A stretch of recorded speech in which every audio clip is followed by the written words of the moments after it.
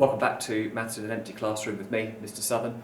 In this video I'm going to be looking at projectiles where the initial velocity is given in vector form. So we're going to be working throughout this example in vector notation. So here we have then, the point O is a fixed point on a horizontal plane.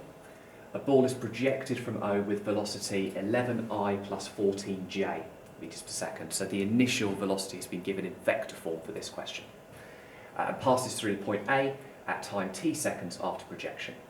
And the point B is on the horizontal plane vertically below A as shown in the diagram. So there is the point B here.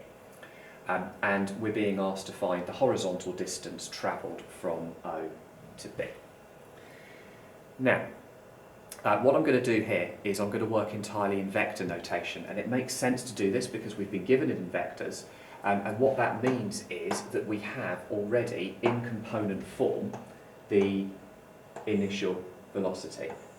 So what I've done in previous videos is split the given velocity into a horizontal and component form using the velocity and the angle.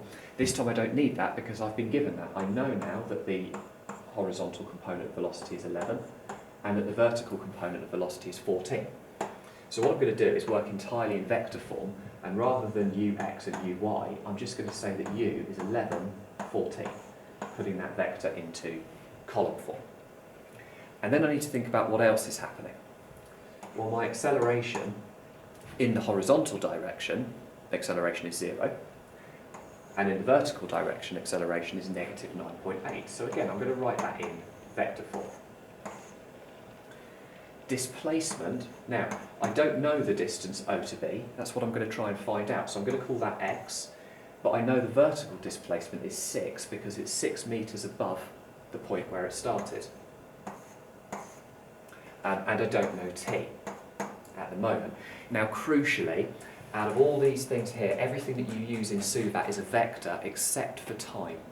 So time is a scalar, time is just going to have a single value, we're not going to be able to put that into vector column notation.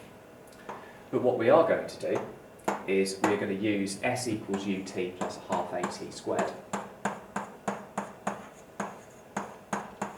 But we're going to do it entirely in vector form.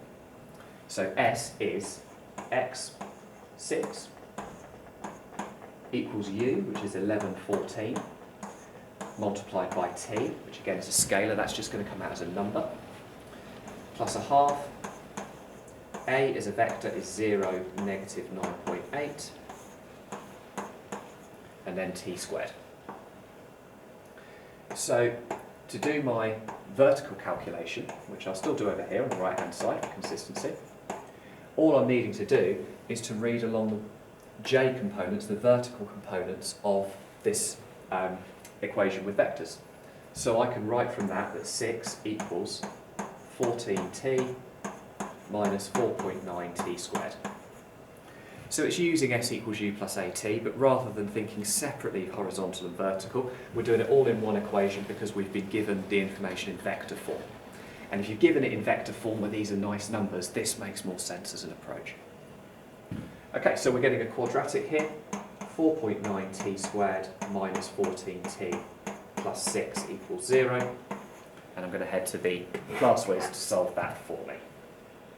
So, menu, equation, polynomial, degree 2, a is 4.9, b is negative 14, and t is 6. And I've got two values for t. One is 2.332, and the other is 0.525. So thinking for a moment about why I've got two solutions here, well this is the one I want. There's another one here, so this is the point where t is 2.33, it's the greater of the two times. So I've now found the time that it takes to reach that point, and what I want to know now is I want to know x, which is the horizontal distance from O to B. So if I read across the I components of this vector equation, the x distance, so I'll put it horizontally, I have that x is equal to 11t, plus a half of 0t squared, so x is just 11t. And now I know t, x is equal to 11, lots of that, which I've stored in my calculator. So we'll go back to that, multiply by 11, and we get 25.65, which means that to three significant figures, the distance OB is 25.7 metres.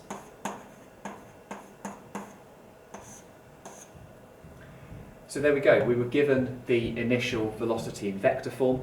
It therefore made sense to use acceleration in vector form, because then we could get everything we needed out of a single equation consisting of a horizontal and vertical parts. Now, as I said, my advice is to use vectors when you're given the initial information in vectors. Some people advise using vectors all the time, and if you look at that and you like it, that's fine, that will work. But I prefer to work horizontally and vertically in component form if you're given the initial velocity as a magnitude rather than in a vector, because then you separate out the tree, it's just a bit nicer. Okay, thank you very much.